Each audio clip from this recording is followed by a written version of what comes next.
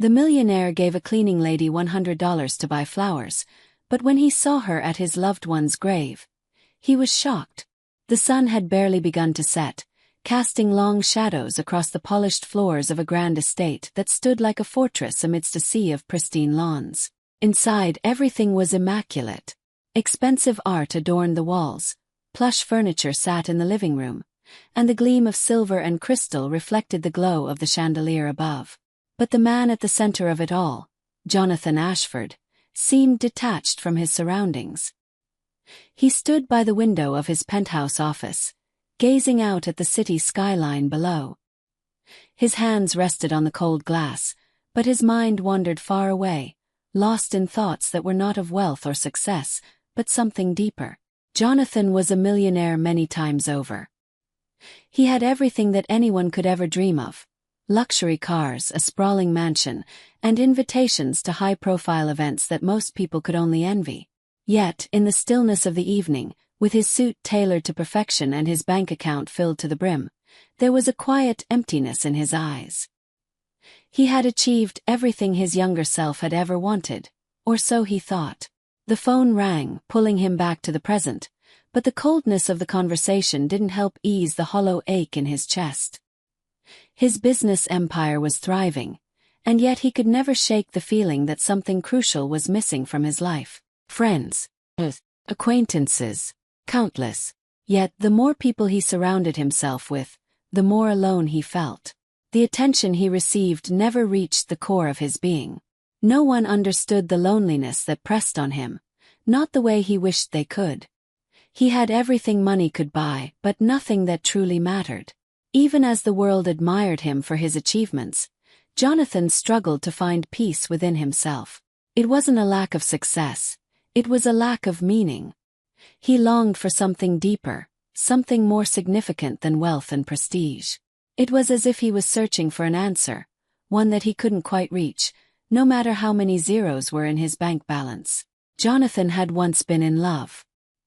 He remembered it vividly, the way his heart had fluttered every time Clara smiled, the way the world seemed to fade into a soft glow when she was near. She had been everything to him. His muse, his equal, his partner. They had met years ago, before the endless business meetings, the lavish parties, and the responsibility of managing a fortune. They had shared an idyllic life in a modest apartment filled with laughter and dreams.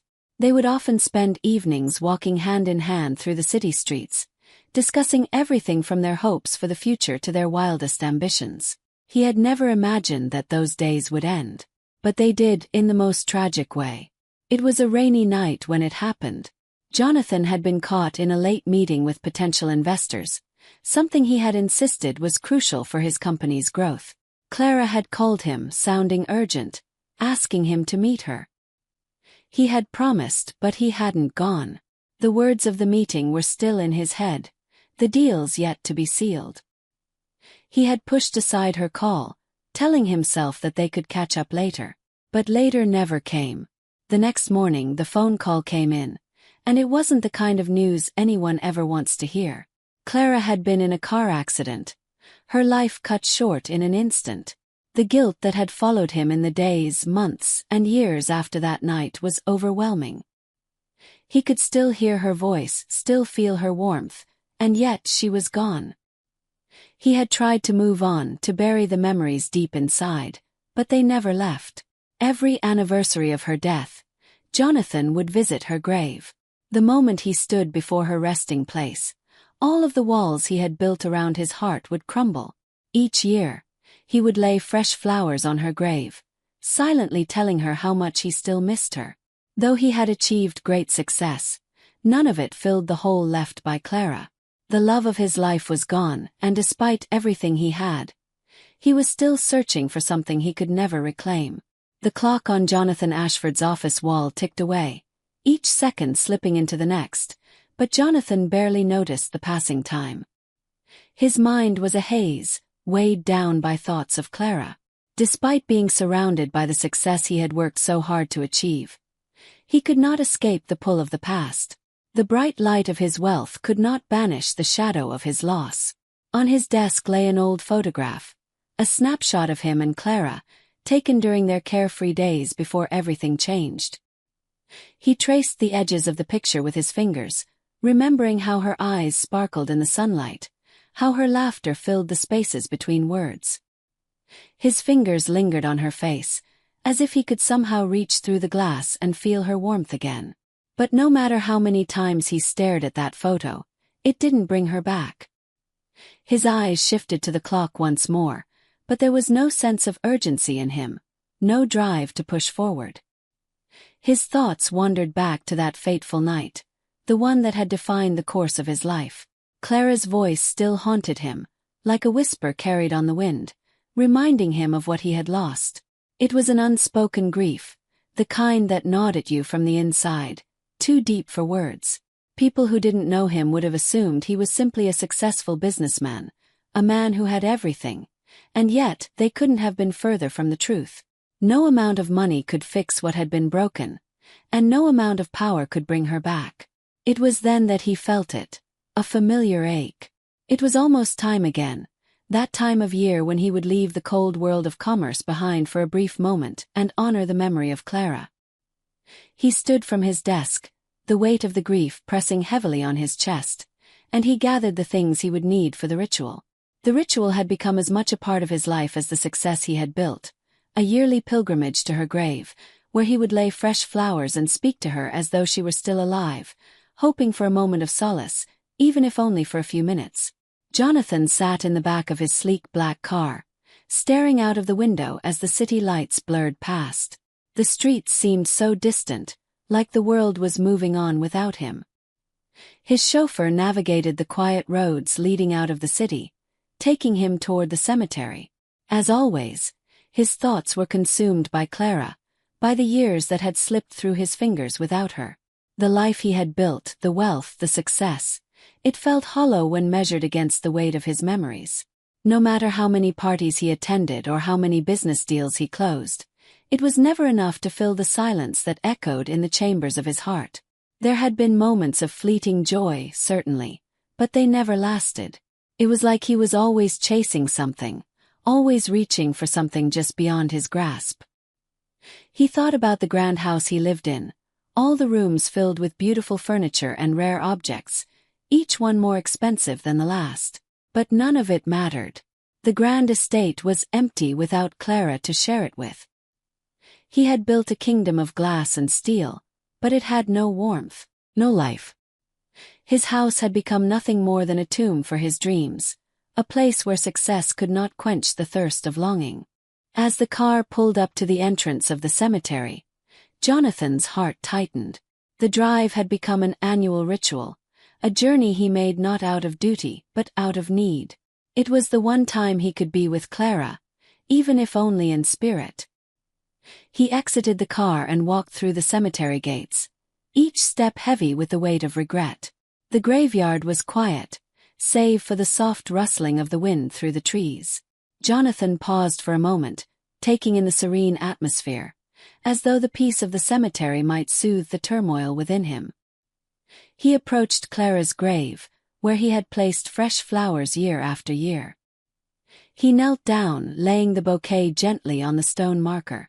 It was always the same flowers, white lilies, Clara's favorite. They seemed to symbolize the purity of their love, the fragility of life. Jonathan ran his fingers over the smooth surface of the stone, his voice soft but full of emotion. "I'm sorry, Clara," he whispered. "I should have been there for you. I should have never let you go." For a moment, he closed his eyes, allowing himself to feel the grief again, to grieve not just for Clara but for the life they could have shared, the life he had lost forever. Sarah Morgan was a woman who blended into the background, always working, always moving but never noticed. She cleaned the offices of Ashford Enterprises, tirelessly wiping down desks and polishing the glass windows that framed the city skyline. To the millionaire and most of the other employees, Sarah was little more than a shadow, someone who was part of the landscape but never truly seen.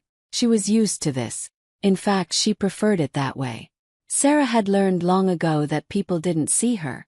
They saw the uniform, the apron, the rubber gloves, and assumed she was nothing more than someone who cleaned the space they occupied. But there was more to Sarah than that. Beneath the worn surface of her work clothes was a woman with a story, with dreams, and with a heart full of untold resilience. Sarah was in her late 30s, with auburn hair tied back into a messy ponytail. Her hands were rough, the skin calloused from years of scrubbing floors and scrubbing away the remnants of other people's messes. She had 2 children, Emma and Luke, who were the center of her world. Every day, after finishing her work at the office, she would rush home to tend to their needs, to help them with their homework, and to ensure they felt loved and supported, despite their struggles. Money was always tight. The bills never stopped coming, and Sarah's job was the only thing that provided for her family. But it was never enough. There was always a shortfall, always a need for more. Sarah had learned to live with it, to make do with what little she had. She was tough, but the weight of her responsibilities often wore on her. She never asked for help. In fact, she rarely spoke to the executives she cleaned for, as they rarely spoke to her either. To them, she was just another worker, invisible in her role. But to Sarah, her job was a necessary means to an end. She had dreams, but they were small. Enough money to send her kids to a good school, enough to get by. It wasn't glamorous, but it was her reality. One day, as she scrubbed the floors of the office lobby, Sarah felt a presence behind her. She turned slightly to see Jonathan Ashford, the millionaire himself, standing by the door. He wasn't watching her work. He was just standing there, as if lost in thought. Sarah paused in her cleaning when she saw Jonathan Ashford standing by the door. He wasn't there for a meeting or to check on his staff. He seemed lost in thought, his gaze distant, as though his mind was elsewhere. She wiped her hands on her apron and tried to act as though she hadn't noticed him, but it was hard to ignore the presence of such an imposing figure. The millionaire wasn't just the head of Ashford Enterprises. He was a man whose wealth and influence seemed to stretch as far as the eye could see. His every movement, every glance, seemed to carry a weight of authority. People around him bowed to his success, his fortune, his image. And yet, here he was, standing in the same hallway where she worked, as if he too was just another face in the crowd. For a long moment there was silence. The only sound was the soft hum of the office air conditioning. Jonathan seemed to snap out of his thoughts and glanced over at Sarah, his eyes momentarily meeting hers. He blinked, almost as if surprised to see her there. "Do you need something, Mr. Ashford?" Sarah asked, her voice steady despite the discomfort she felt. She had no desire to be noticed by him. It wasn't her place to talk to the millionaire. But there was something in his demeanor that made her pause, an unspoken sadness that mirrored something she couldn't quite place.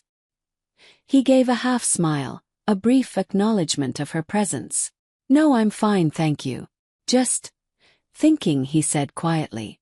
There was an awkward silence before he added, "I've been meaning to ask. How are you doing, Sarah? Is everything okay?" His question took her by surprise. No one ever asked her how she was doing. People saw her as a fixture in the office, a cleaning lady who was there to do a job and then disappear. But here was Jonathan Ashford, of all people, asking her if everything was okay. She hesitated for a moment, unsure of how to respond. It wasn't that she was ashamed of her situation. She just didn't want to burden anyone with it.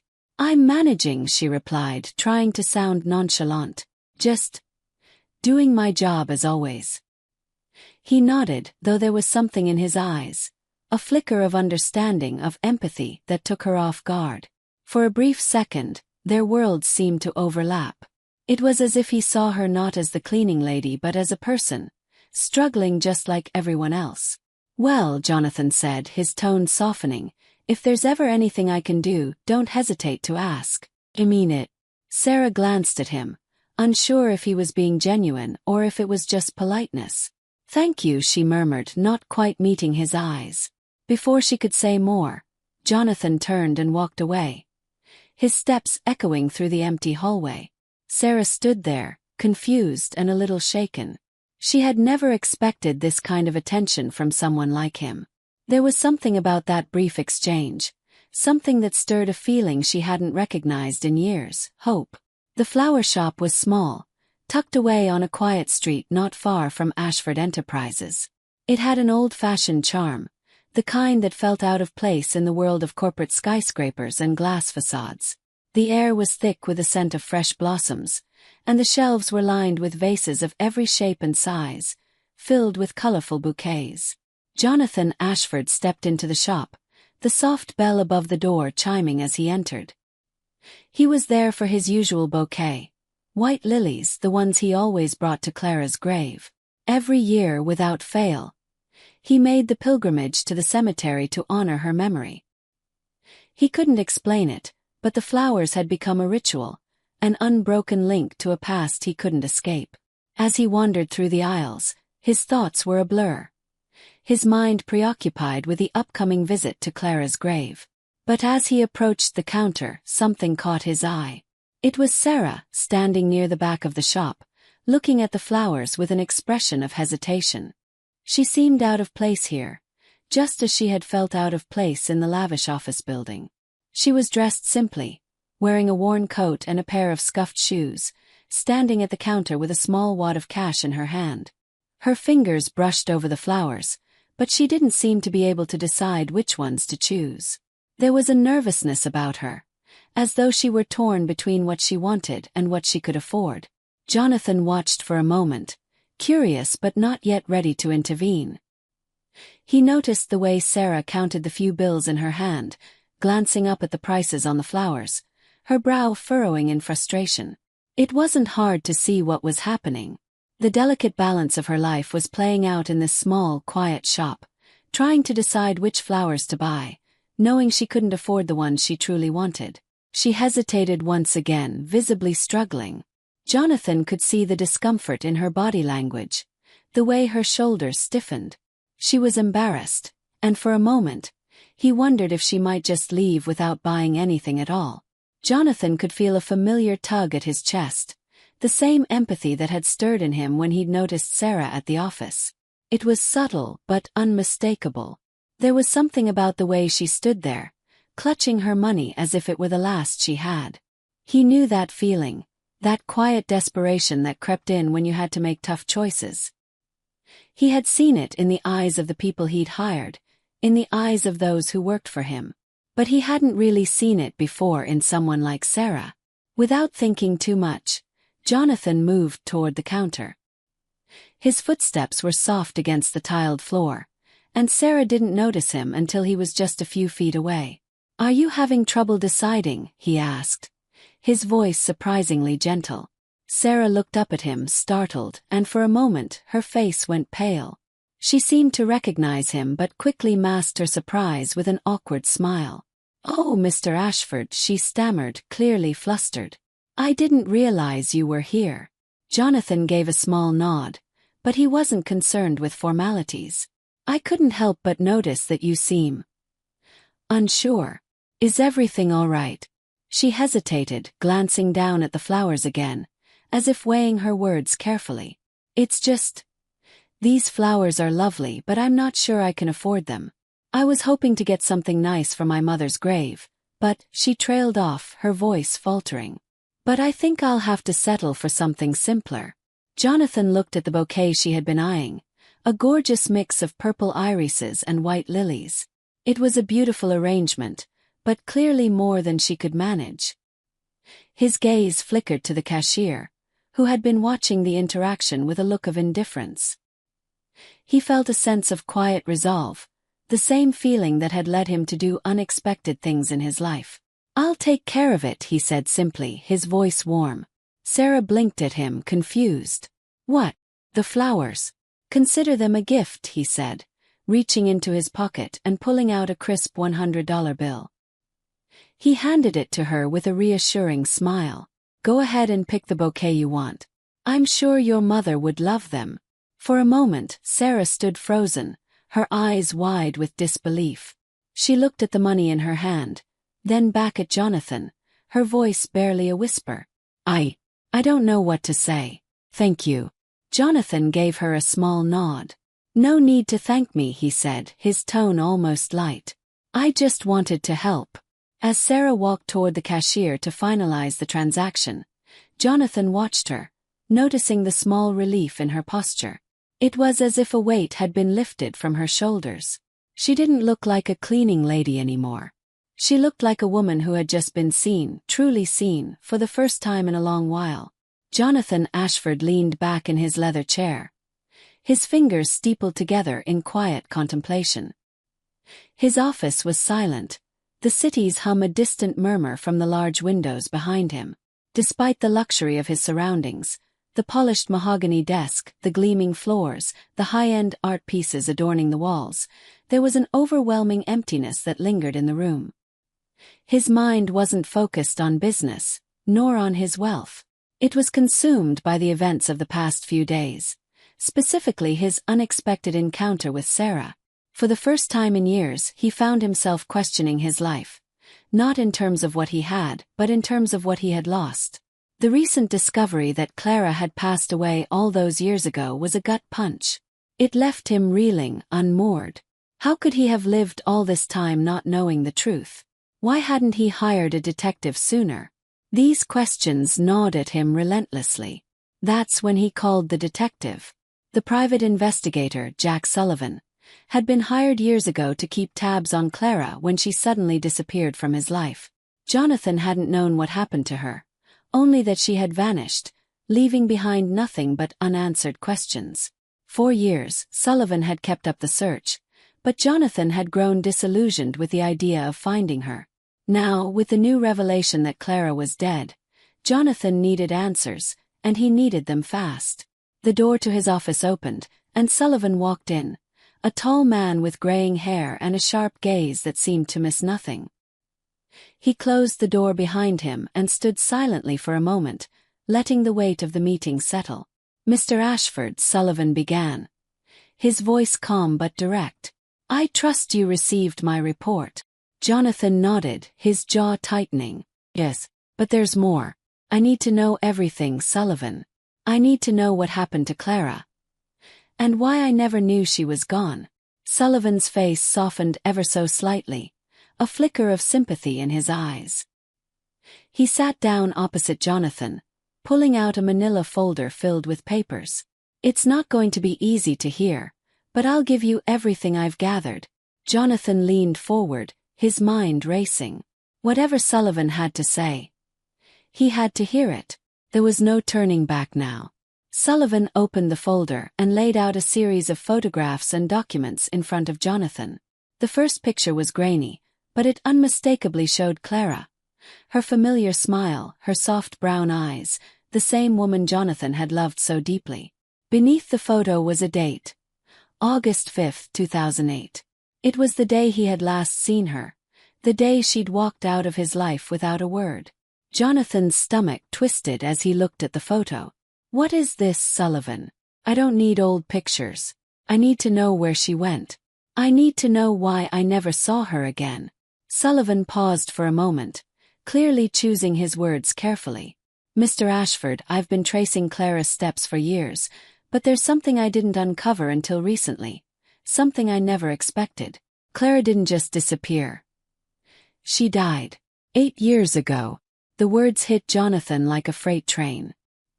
His heart skipped a beat, then pounded against his chest. His hands trembled as he gripped the edge of the desk. "No," he muttered under his breath. "No, that can't be right. She couldn't have died." Sullivan's expression was grim. "I'm sorry, Mr. Ashford, but it's true. Clara passed away in a car accident on a rainy night in October 2016.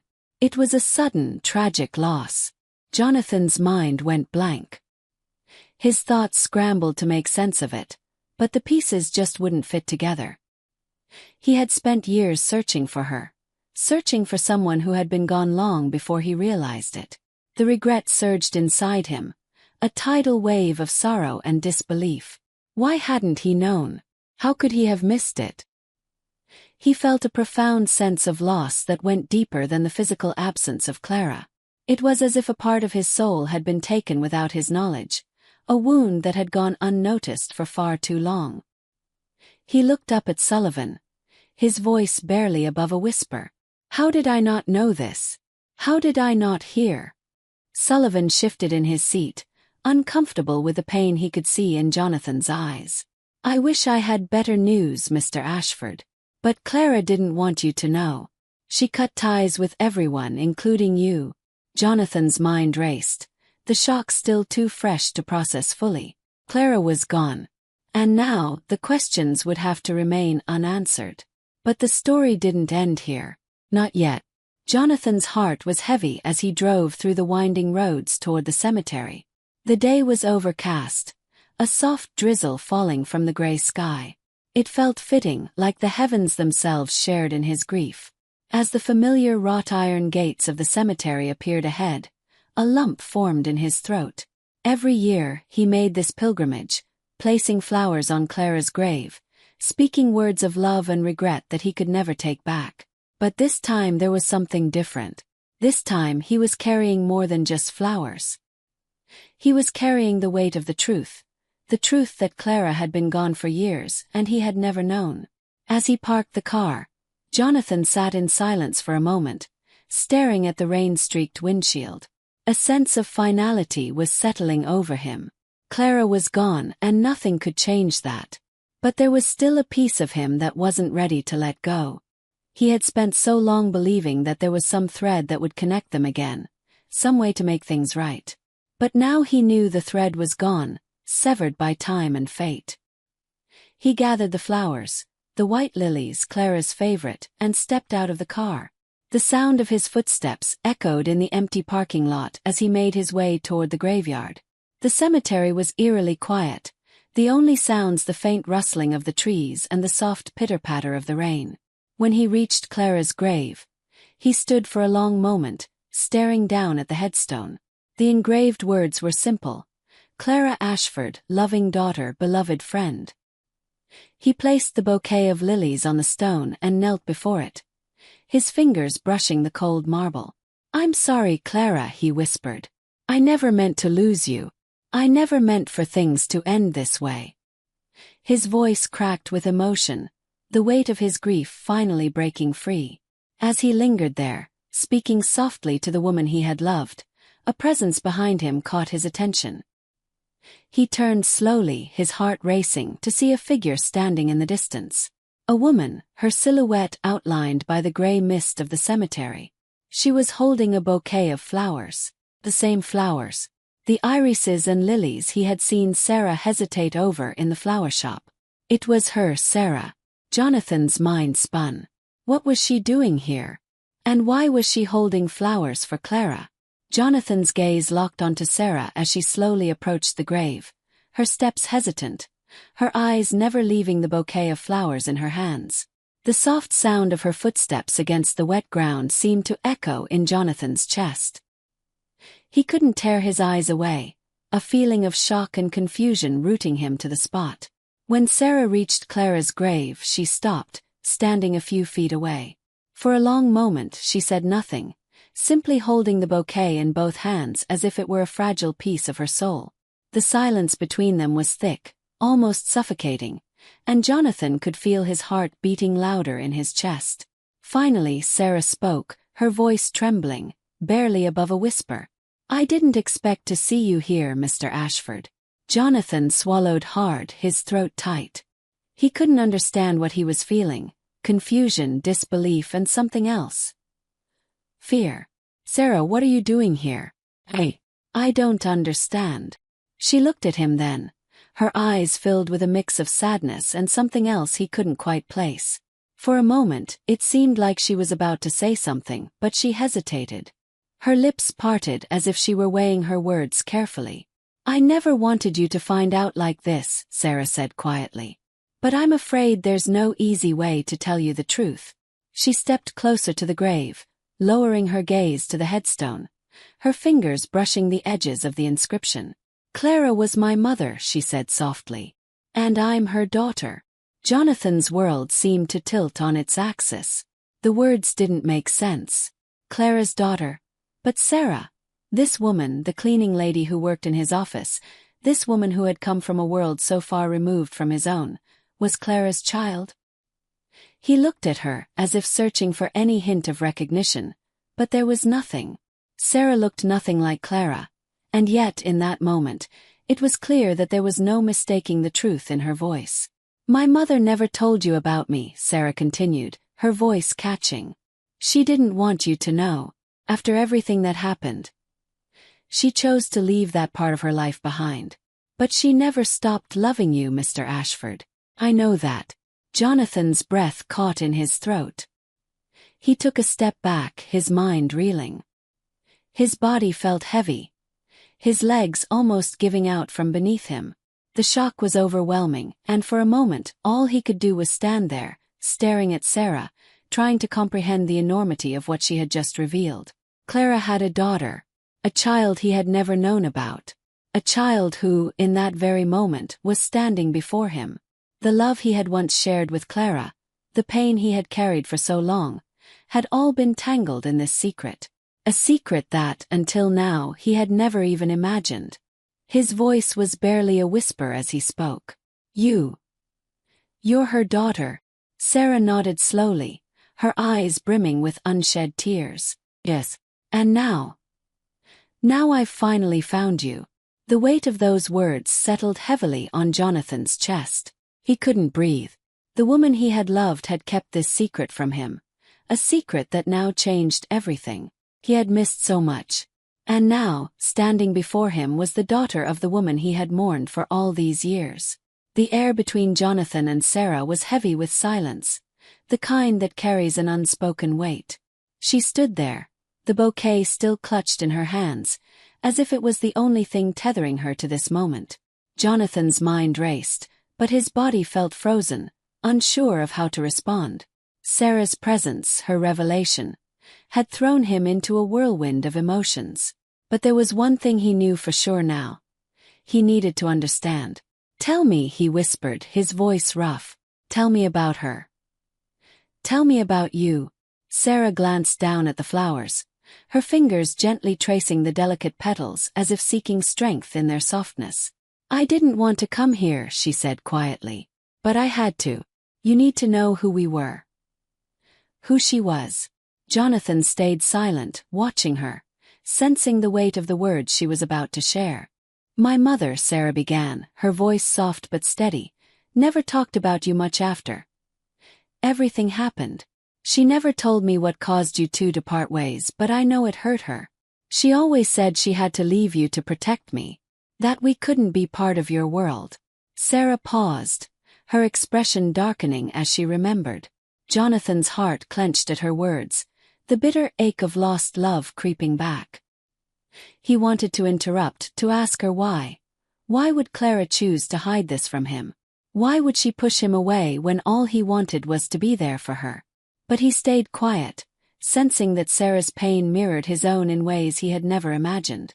"She never stopped loving you," Sarah continued, her eyes meeting Jonathan's. "I know she didn't.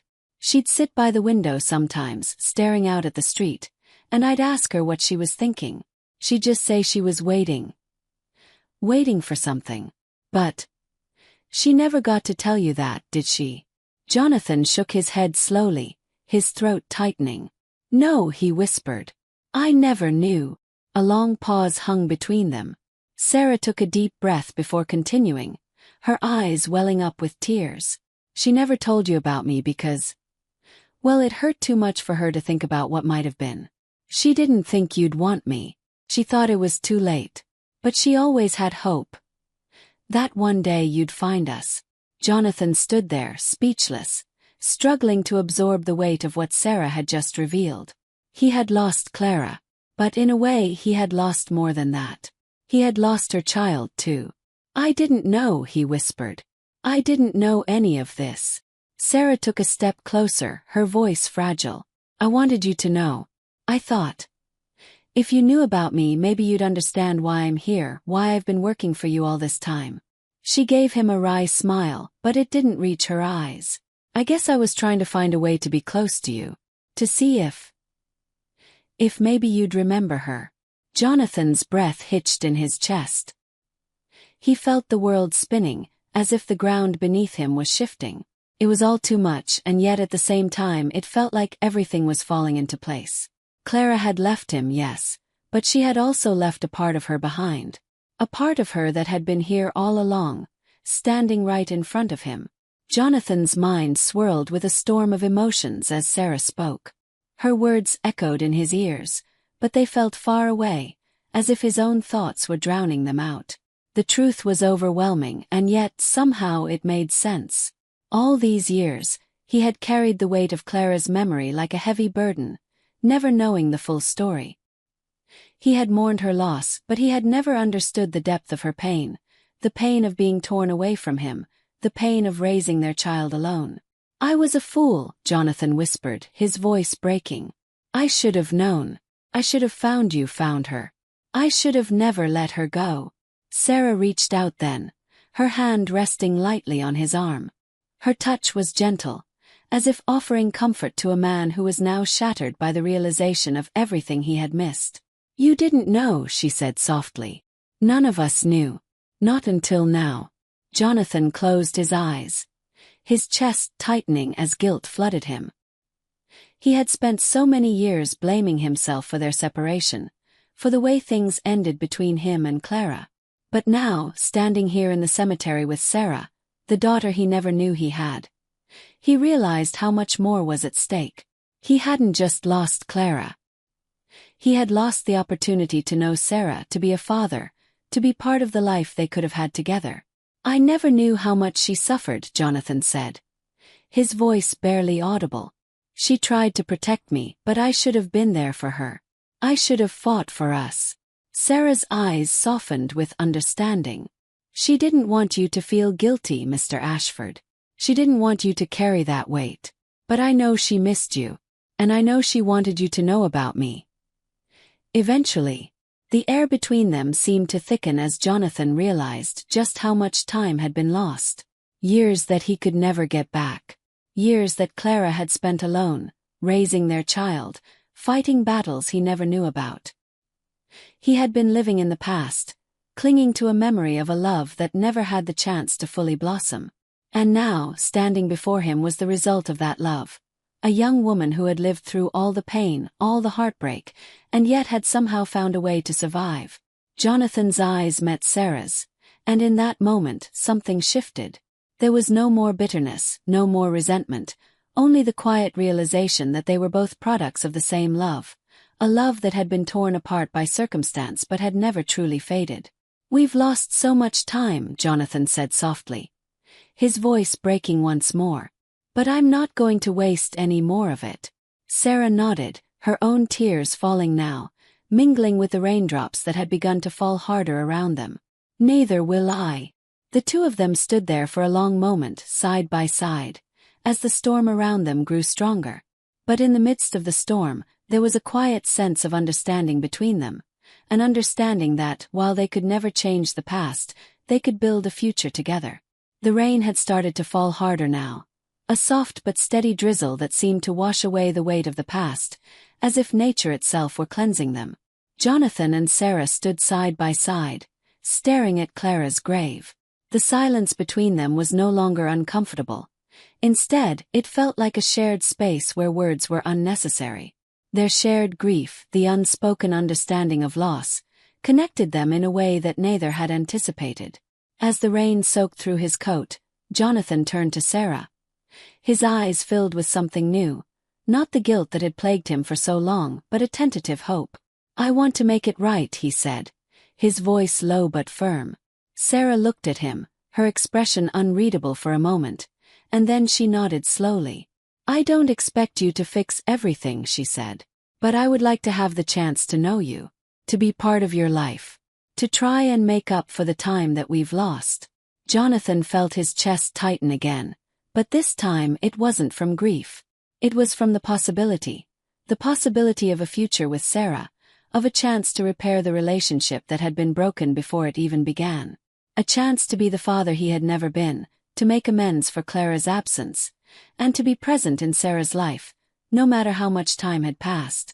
"You don't have to worry about that," Jonathan said, his voice thick with emotion. "I'm here, Sarah. I'm not going anywhere." She met his gaze, her eyes softening with a quiet gratitude. "I don't know where this journey will take us," she said. But I do know this. I never expected you to be here, to stand here with me.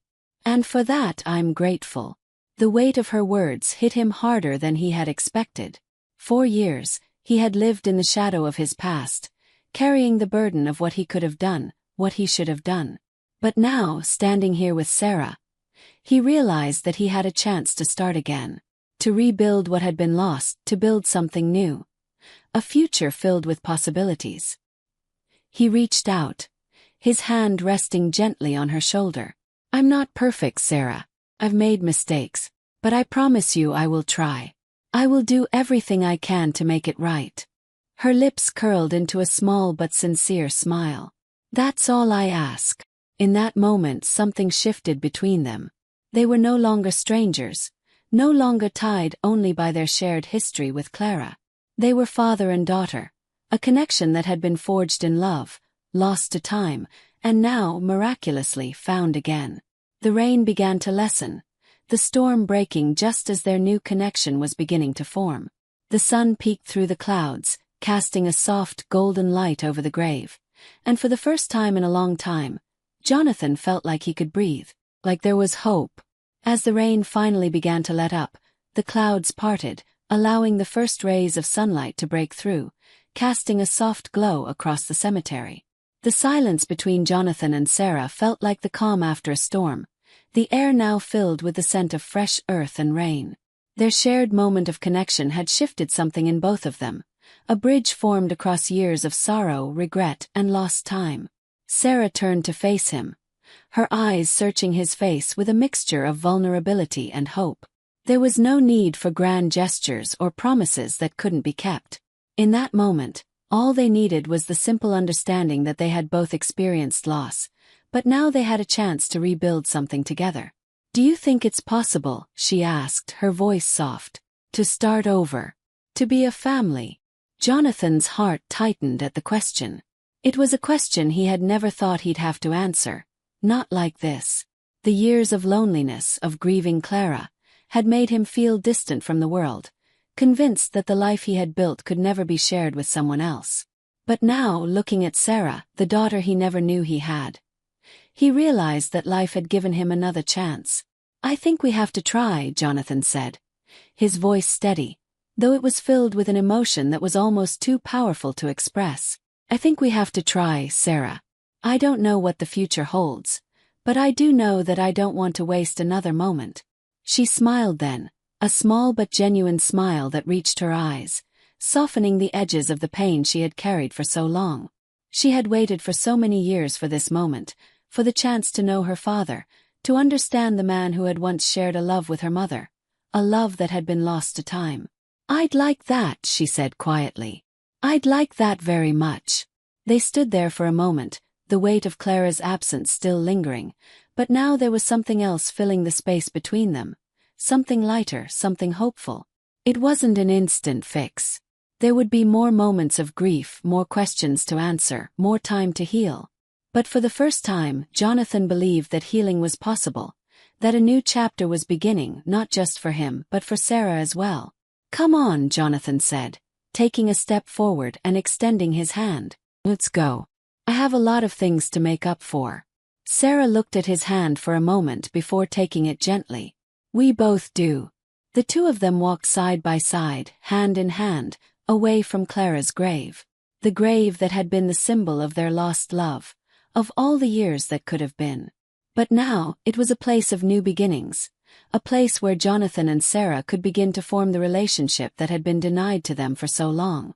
As they walked toward the horizon, the sun's rays finally broke through the clouds in full, casting a warm light over them both. The future was uncertain, but for the first time in a long time, Jonathan felt like the future could hold something good, something real. And as they disappeared into the distance, the camera lingered on Clara's grave, the gentle wind rustling the leaves, as if even she, in some way, had accepted that her love, though lost in time, had not been in vain.